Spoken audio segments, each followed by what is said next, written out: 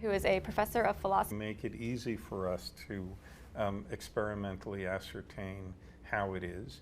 So we have to do what we can. Yeah, it does seem to be the case that distinguishing between different theories about the origin of the universe may be difficult, at least relative to the kinds of technological ingenuity that are available to us at present.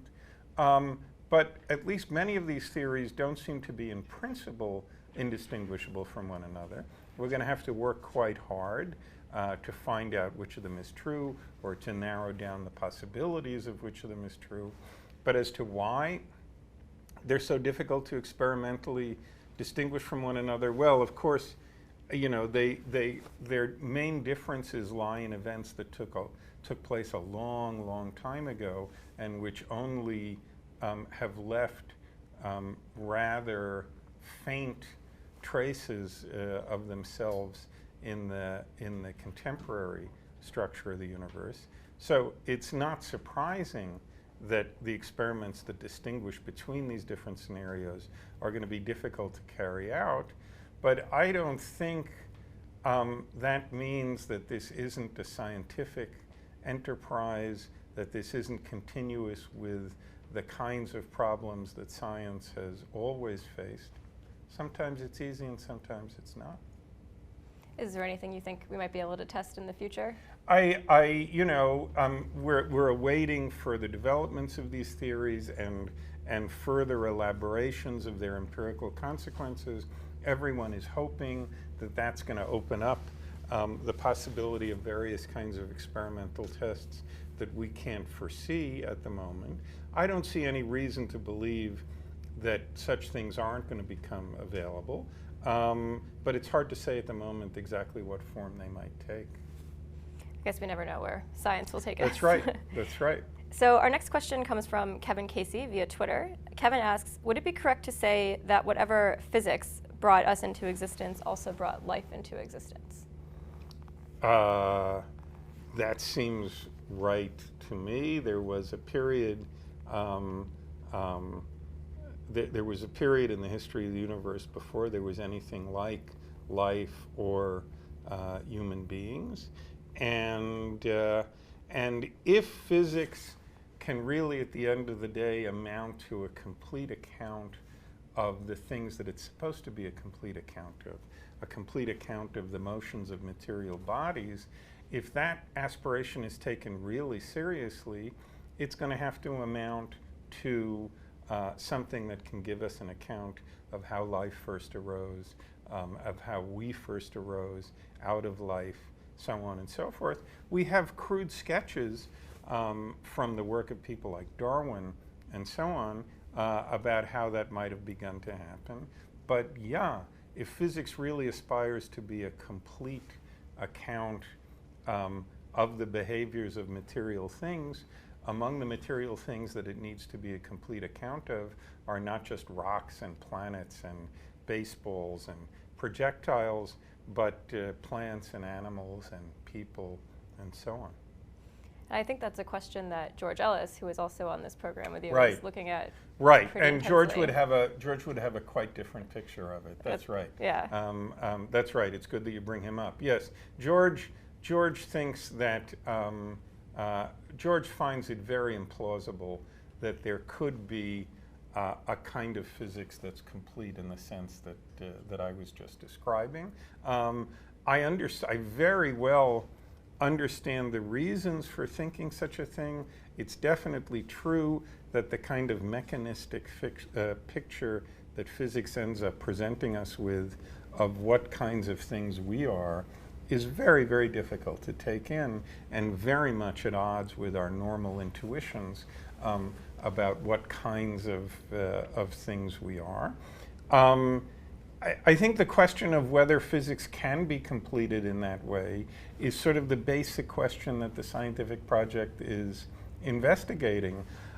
George thinks that he sees clear arguments that physics couldn't be completed in the way I'm describing here. I don't understand why those arguments are compelling. We have intuitions about what we are, but we're used to physics overturning all sorts of very fundamental intuitions we have about the world.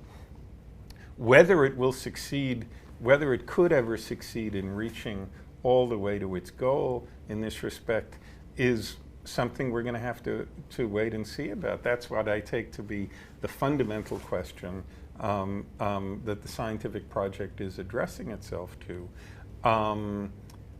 I guess I wouldn't, in advance of that, have such clear intuitions about it as George seems to have. Interesting.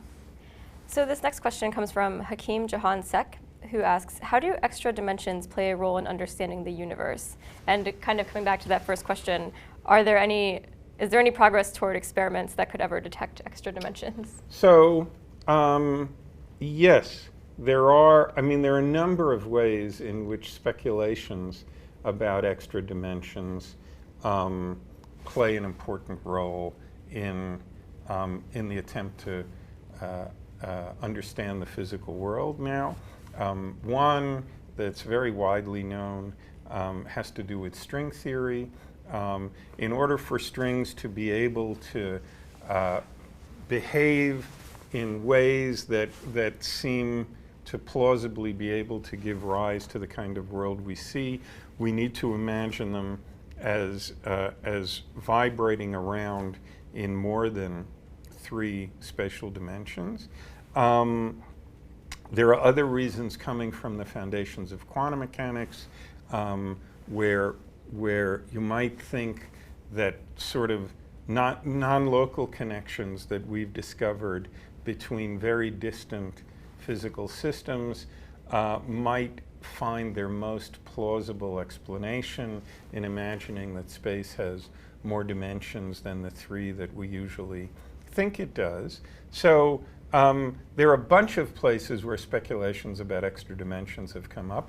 Of course, they came up also 100 years ago in the development of Einstein's special theory of relativity, where time came to be understood as much more like a 4th spatial dimension than anybody had suspected it might be before Einstein came along.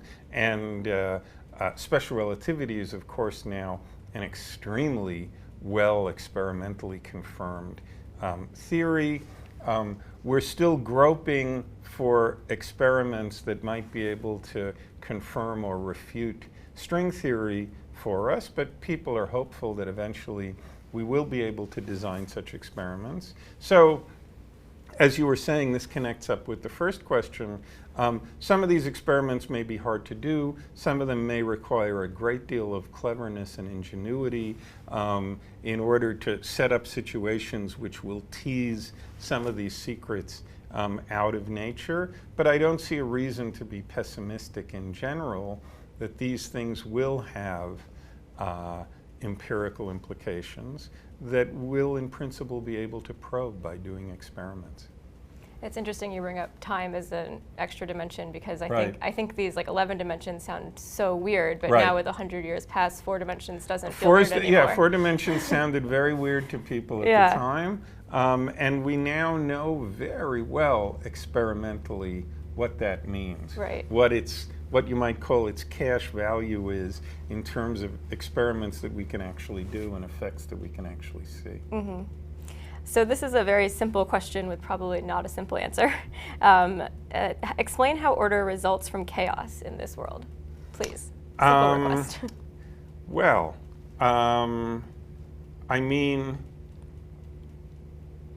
we have a number of really interesting scenarios, scientific scenarios. Maybe the most vivid one is the Darwinian picture of evolution by random mutation and natural selection. It was always the case that one of the most powerful arguments people could elicit for there having been an intelligent designer of the universe is the magnificent design of living organisms, which seems so efficient, so well thought out, so intricate, so well adapted to the jobs they need to do, that they seem to be vividly screaming out, testifying to the presence of some kind of intelligent designer. And there's this just sort of amazing idea of Darwin's, which is very simple but unbelievably powerful, that look, here's an account of how all this order could have emerged from something much more chaotic without the intervention of a designer or anything like that.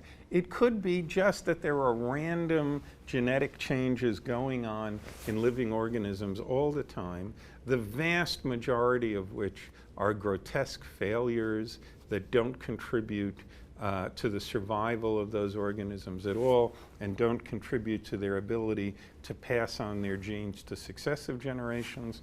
But there's a very, very small number which by pure chance result in mutations that increase the adaptability, the adaptedness of that organism to its environment, increase the efficiency with which it processes energy or information, increase its ability to defend itself against predators or something like that.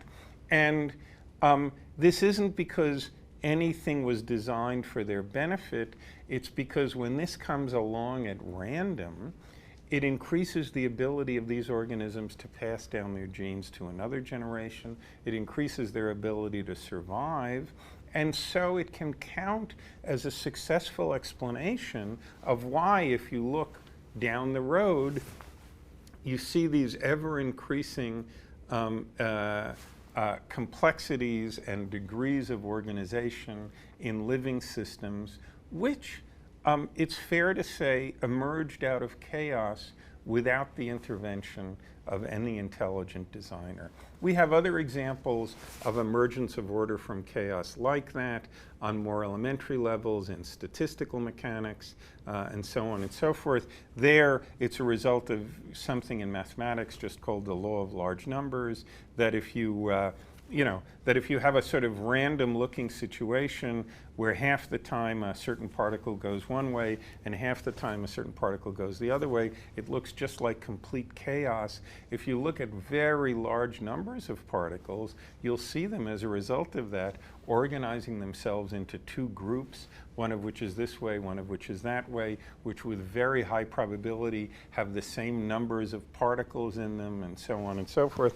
So there also you get the emergence of something that looks organized out of chaos, once again without the intervention of a designer, just as a matter of the way statistics mathematically compile with one another. So I think that's a really good question, and I think it's one of the great triumphs of the modern scientific project that we have been able to construct plausible, explanatorily powerful scenarios whereby things which looked as if they must have been designed with some purpose consciously in mind can have come to look that way without the intervention of any conscious intentions at all. And this next question maybe goes to a very chaotic part of our world, the quantum world. It comes from I.A. Fleischer, who asks, what lies at the heart of the probabilistic nature of the wave function? What ultimately drives one outcome over another? Well, I think it's fair to say that at the moment, that's an unresolved question. We have several ways of thinking about quantum mechanics now on the table.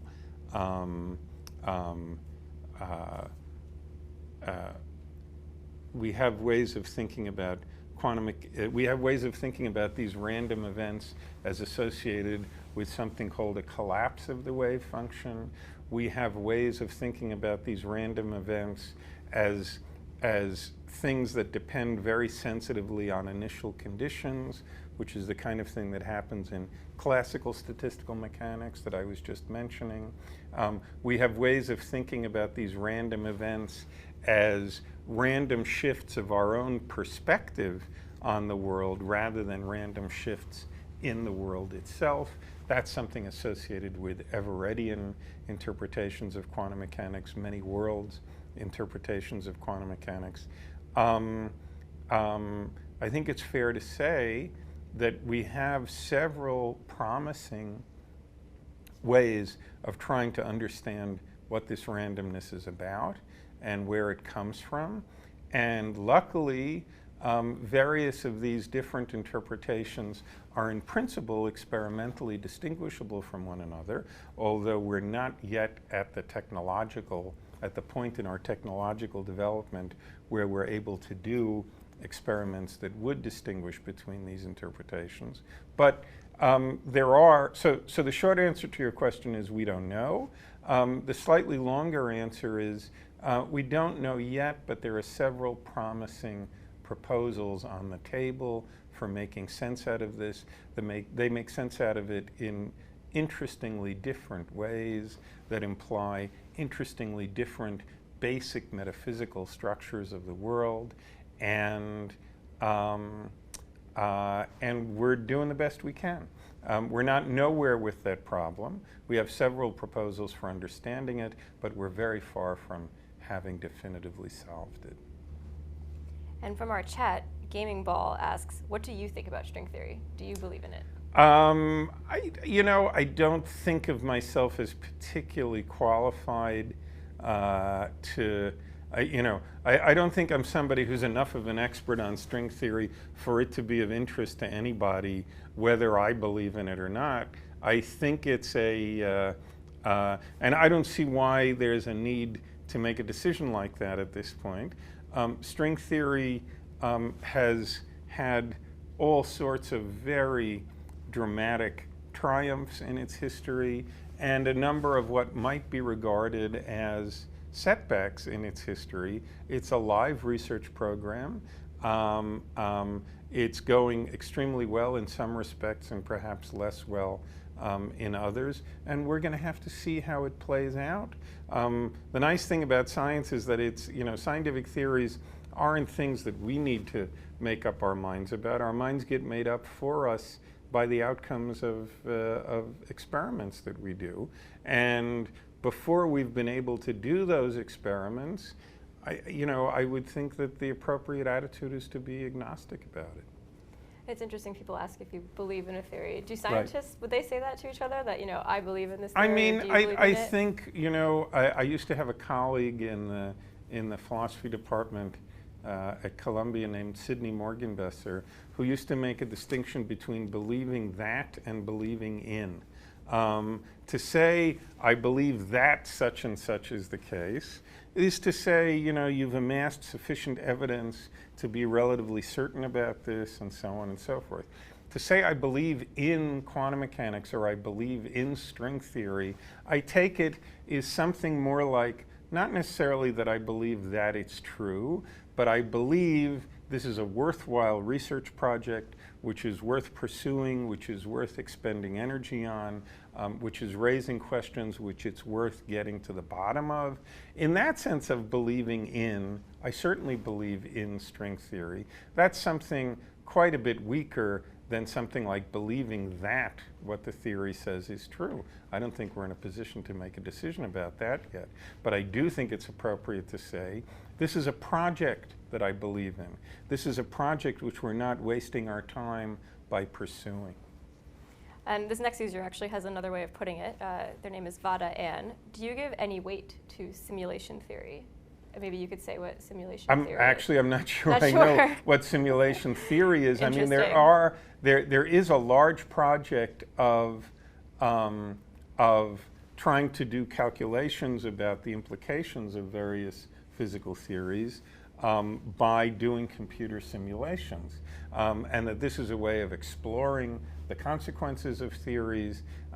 This is a way of doing experiments that we can't actually do out in the world to see what the implications of certain theories would be. I think that's an enormously important tool.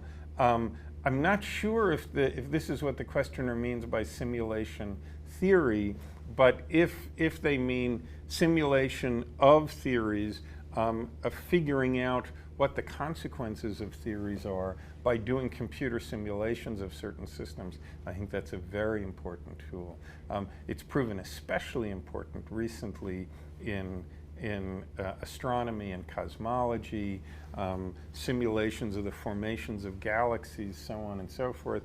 It's given us very clear answers about which theories seem to be on the right track and which aren't. So I think it's a very important tool if that's what the reviewer is, if that's what the questioner is referring to.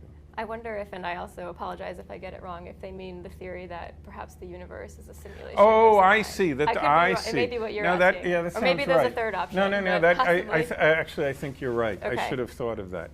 So that's a really interesting question.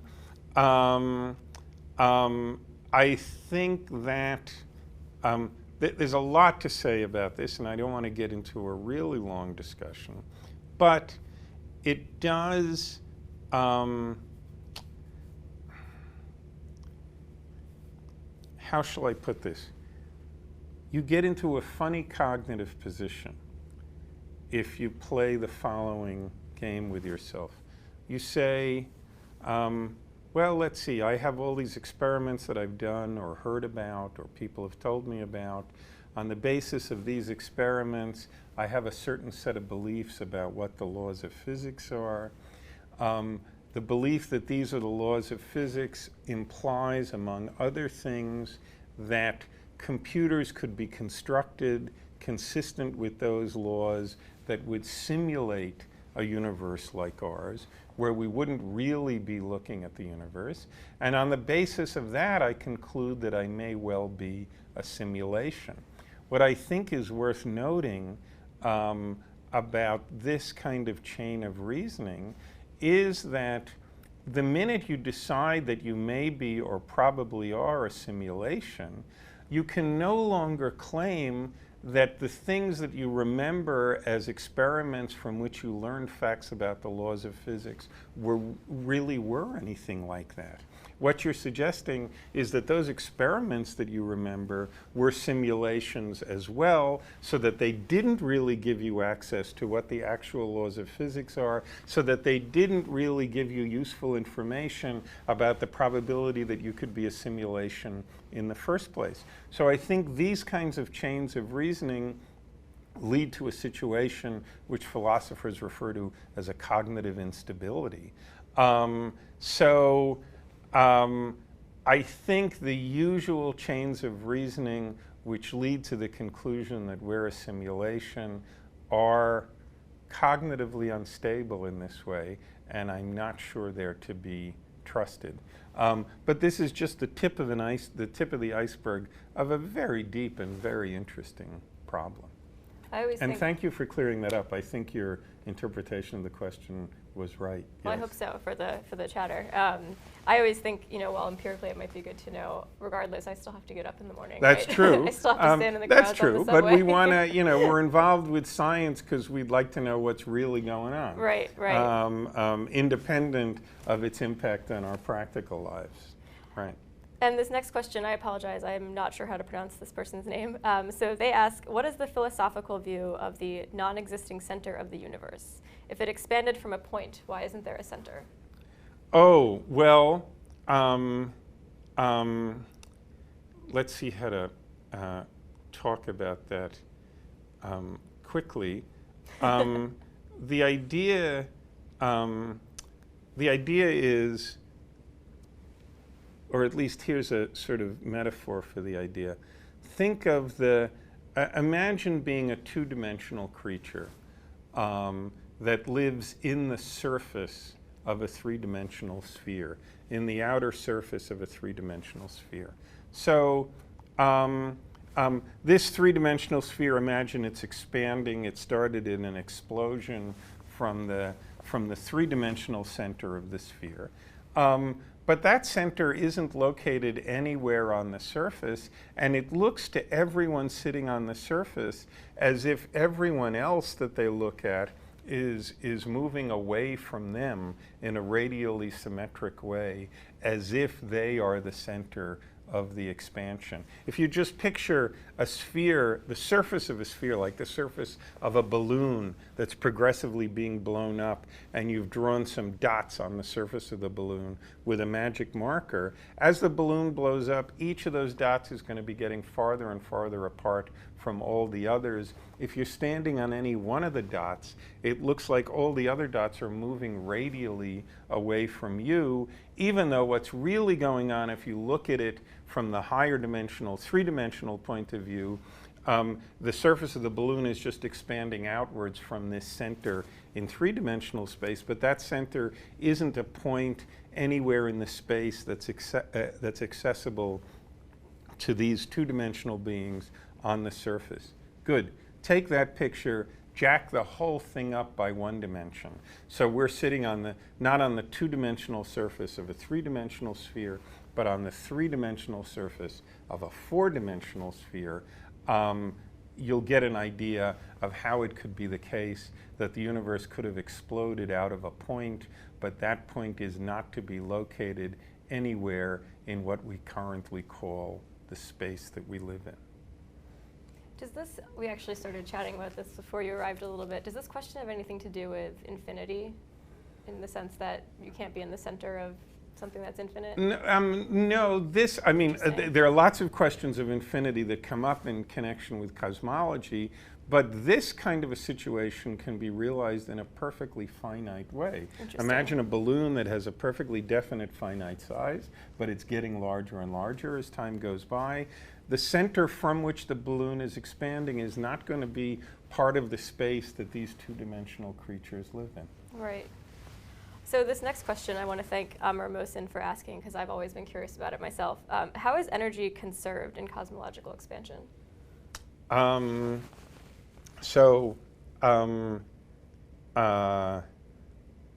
not sure that I mean, the very simple, there's a couple of things to say about this. In general relativity, the meaning of the notion of total energy of the world, and consequently the conservation of energy of the world, is a very non-trivial business. So even the idea of asking whether conservation of energy is true or false under those circumstances is complicated. But let me put those complications aside for the moment and just say, if you have, say, an explosion in which a bunch of matter that's gravitationally, the pieces of matter that are gravitationally attracted to each other start flying outwards, the way the conservation of energy works is that as they fly outwards and their potential energy gets larger and larger, they slow down under the influence of one another's gravitation, so their kinetic energy gets smaller and smaller. And these two variations exactly balance one another, so that as the potential energy is getting larger because they're getting farther apart, the kinetic energy is getting smaller because their acceleration outwards is slowing down more and more. And so the total energy, which is the sum of the potential and the kinetic energy, remains conserved. And so this next question is probably like, there are thousands of years of your field behind this one. Out of Outer Space wants to know, do you believe we have free will?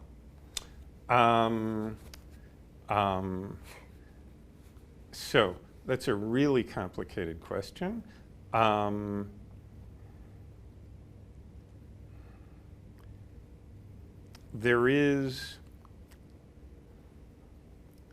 There are various attitudes in the history of philosophy toward what you might mean by freedom of will. There's what's sometimes called the libertarian conception of freedom of will, which seems to demand that there couldn't be any external laws governing what we do or what we decide, or so on and so forth.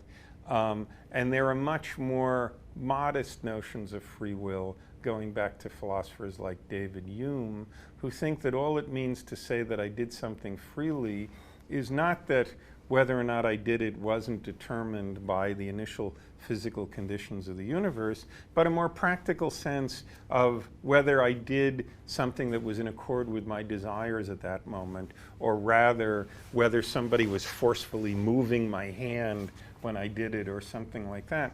I don't see any reason not to believe, I don't see any reason from physics not to believe in this more modest Humean version of freedom of will.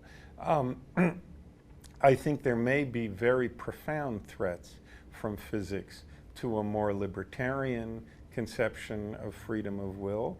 And I guess I go back and forth in my own mind as to which of those conceptions is really the one that we take ourselves to have when we're lying in bed at night and thinking about what we'd like to do the next day. So that's a question that I'm very puzzled about. I think there's a very real tension between what we've discovered about the fundamental laws of physics and our conception of ourselves as having something called freedom.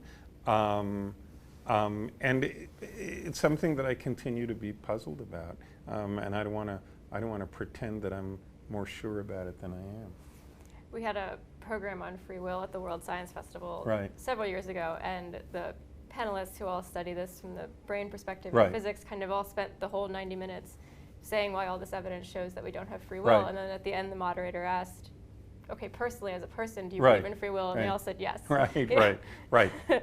Right. So one of the things you're supposed to do if you're a philosopher is not compartmentalize yourself into, in this way, and try to find a way of answering questions that's going to satisfy you, in all the possible ways you might be asked about it, and in all the possible contexts you might be asked about it. And I think it's very, very puzzling and hard to figure out. So this question comes from KJ Runia. They, I guess, saw an interesting discussion between you and Sean Carroll, and said you had some thoughts on the notion of probability in the many worlds interpretation. Can you elaborate? Yes, very simply, I think that the many worlds interpretation of quantum mechanics is an interpretation which makes it very hard to make sense of these familiar probabilistic claims of quantum mechanics that one of the earlier questioners was asking about. We think that quantum mechanics makes the world chancy, but on the many worlds interpretation, all the things that might happen for sure, so that the actual evolution of the world is completely deterministic, and that makes it difficult to understand what all this talk about chances could possibly be about. So I think there have been many interesting attempts to come to grips with this problem. Sean, who you mentioned, is the author of one such attempt. There are other attempts by people like David Deutsch and David Wallace. But I think it's a hard problem. I'm not satisfied with any of the proposed solutions that have been offered so far. I think it's hard to see in a fully deterministic picture of the world, like the many worlds interpretation, how we're going to be able to make sense of these chancy or statistical elements of quantum mechanics that are the ones we encounter in our laboratories when we go and do experiments on subatomic particles. So I think there's a real problem there. And that's what some of the conversation with Sean that I think the questioner is referring to was about. And I think this came up with Alan on the program, but regarding the multiverse. Yes, that's a little bit of a different one, but I think there are similar problems there. These multiverses are once again claims that all of these various different universes are definitely there. So questions about the probability we should associate with this or that universe are very hard to make sense of. So this question comes from Shivam Shrivastava. I'm sorry if I pronounced your name wrong. What suggestions would you have for a physics undergraduate like this person on what to explore more thoroughly? Well, there's a lot of wonderfully open questions in physics. It depends where your tastes take you.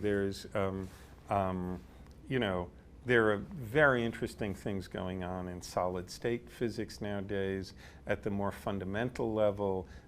There are very interesting things going on in string theory, and there are very interesting things going on at the sort of boundary, which is the place that I work, the boundary between theoretical physics and philosophy. There are a lot of questions about what the foundational structure of physics is, some of which we've been discussing today. I think those are very open questions and questions that are being very fruitfully pursued now as well. So I guess my advice is to go with whatever piques your interest. That's what you're going to be able to work hard at. That's what you're going to turn out to be good at. And that's where you'll be able to make a contribution. What do you think you would do if you were a physics undergrad right now? That's a good question. It was I guess that's a really good question.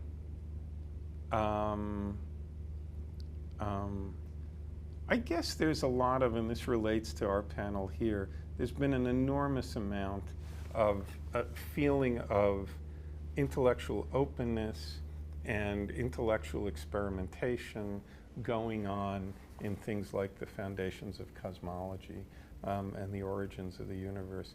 I think that might be something I'd be attracted to. All right, and this question is going to take us sort of right to the edge of where a lot of quantum physicists are right now. So Gaurav Mendola wants to know, is space-time or are space and time fundamental entities? Or are they emergent entities from something more fundamental? That's a really good question. We don't know the answer.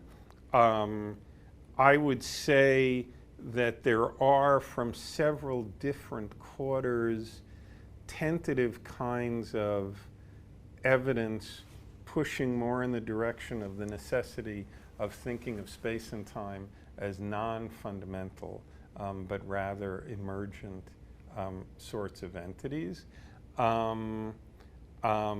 These are really intriguing. It's really amazing that we're able to begin to develop pictures of how that could be the case, and we're able to reason with pictures of how that could be the case.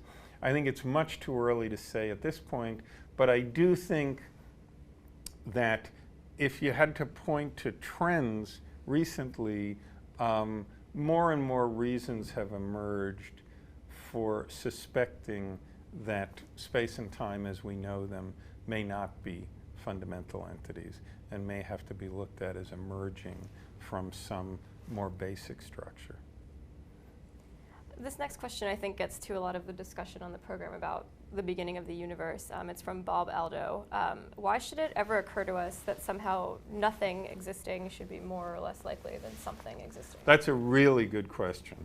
That's a really good question. I think this is something that goes much, much farther back in the history of human speculation than just science. The idea that there not being anything. So here are two different attitudes. Attitude one, the situation in which there's nothing is a special and privileged situation in the following sense.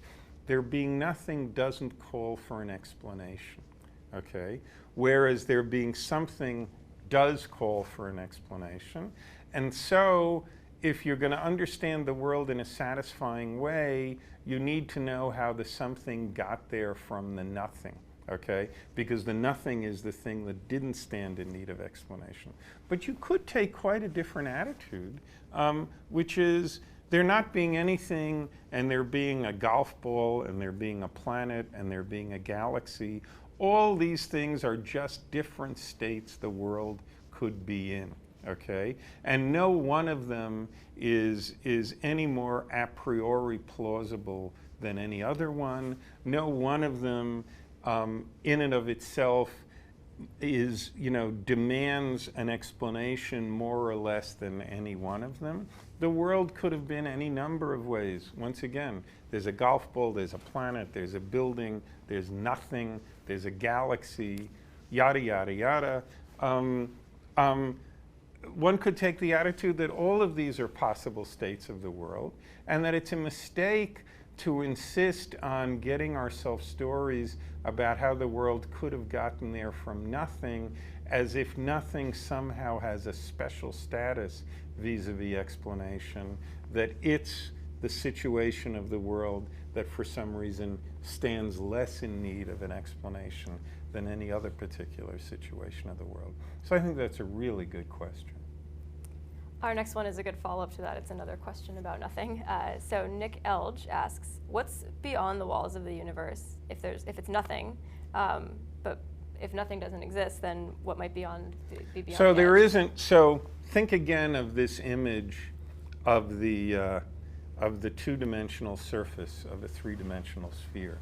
You have these two-dimensional creatures making their way around in this two-dimensional surface of the three-dimensional sphere. Look what happens to these creatures. If they walk in any direction in what looks to them to be a straight line for long enough, they never hit a wall, okay? But eventually they come back to where they started, okay? So their world, the space of their world is finite, okay? But not because they ever run into a wall, okay, such that they have to ask what lies beyond this wall. The manifestation in their lives of their space being finite isn't that they run into a wall, but just that if they walk long enough in the same direction, they find themselves back where they started. They find themselves returning to regions that they've already been to. And they notice that whatever direction they walk off in, after they walk a certain distance in a straight line, they find they've come back to where they started. So they conclude that the total amount of space in their universe is finite, but this is not because there's anything like a wall or a boundary.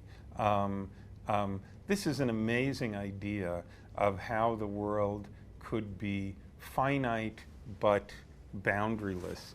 And this is something we owe to Einstein and to his general theory of relativity, the first possibilities of imagining a situation like this.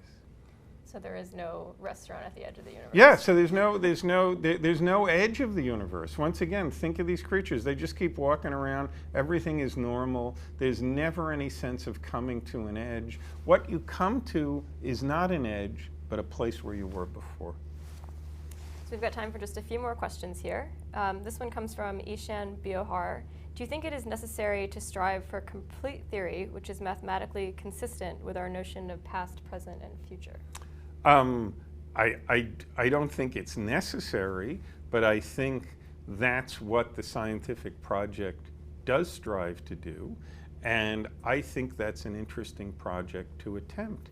Often you hear people say that science, just like all kinds of other ways of knowing, involves a leap of faith, involves an initial act of faith that there is going to be such a description of the world. That's actually not the way I look at it.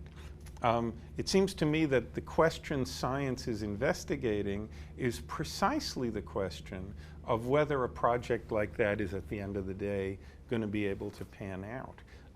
That strikes me as a really interesting question, one that I'm moved to investigate, and one that I'd like to know the answer to. So that's why this project appeals to me, not because it seems to me that there's any a priori necessity that such a project has to work, or that such a project is one that we're somehow obliged to follow. I think it's an interesting project to follow. And from Rapturel, what do you think about the hard problem of consciousness? And also, just to follow up on that easy one, is it computable and can it be derived in physics?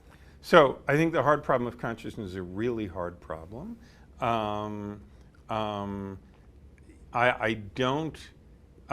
It's hard for me to envision any physical development which would make it clear to me why the brain state associated with, say, seeing a red blotch in front of me feels to me the way it does, okay? I think there's a real kind of apples and oranges kind of problem there. Somebody wants to tell me that a particular particle in my head going around clockwise corresponds to the feeling of green, and the particle going counterclockwise corresponds to the feeling of red. I can perfectly well imagine theories which will tell us that when the particle is going clockwise, I'm going to have green kinds of physical behaviors. Say I'm going to step on the gas if I'm in the car, or I'm going to utter the sound green, or something like that. But there's a further question, which is what people are referring to as the hard problem, of why it's that particular physical activity in my head which somehow gives rise to the greenness feeling rather than the redness feeling. It's very difficult for me to imagine how purely physical developments could give us a convincing answer to a question like that. And the hard problem of consciousness is one of the many very deep questions about the world that I'm very puzzled about. So I think this is going to be our last question today. Okay. It comes from KJ Runia. What made you decide to go from theoretical physics to working on the philosophical foundations of physics? So it was at the time when I was getting my PhD in physics, I had been interested since high school in exactly this borderline between physics and philosophy, or borderline is maybe not a good word, this intersection between physics and philosophy. In a way, I always saw theoretical physics as a way of doing philosophy, a rigorous, clear, logically demanding way of approaching very deep philosophical questions about what time is and what space is, and whether or not we're dreaming, and so on and so forth. So that's always what I was interested in. And I pursued an education in theoretical physics and got a PhD in theoretical physics. But at the time when I got my PhD, which was in the very beginning of the 1980s, fashions within theoretical physics were generally very hostile to these foundational questions. That's a long story, and it arose for all kinds of interesting historical reasons. But it did, and at the time, I mean, I worked for several years as a professor in physics departments after I got my PhD, but there was a sense in which the kinds of intellectual activity that were welcomed in philosophy departments were much more aligned with the sorts of things I was interested in at the time than the kinds of philosophical activity, intellectual activity that were generally encouraged in physics departments. I'm glad to say that in the 35 years or so since then, that attitude has changed a lot. And there are now many more people in physics departments who are focused on and intrigued by these fundamental philosophical questions than there were when I got my PhD. So the short answer is it was sort of a historical accident. It also didn't change that much the kind of work I do. I've always had a rule that when you go nowadays to conferences on the foundations of physics, about half the people at such a conference will be employed in a physics department and half will be employed in a philosophy department. And it's not easy to tell by listening to their talks which department they're employed in. And similarly, when I write a paper now, my usual rule is that if when it's done, it has more than 2 equations in it, I send it to a physics journal, and if it has less than 2 equations in it, I send it to a philosophy journal. And there's not much more of a difference than that. There is a community of investigators now of what people refer to as the foundations of physics, some of whom are in physics departments, some of whom are philosophy departments, who communicate very energetically and closely with one another, and who are really very much engaged in the same project. It's one of those areas where, and I think this is usually a welcome intellectual development, where traditional disciplinary boundaries are breaking down. And that's kind of a recent change too, that this conversation between physicists and philosophers has really that's opened right. up, right? I think that's right. Yeah. Well, thank you so much for joining us and for this really interesting conversation. Thank you for having me. And thank you to all of our viewers for all of your fantastic questions. They were great, and I wish we could sit here for 3 more hours and answer all of them.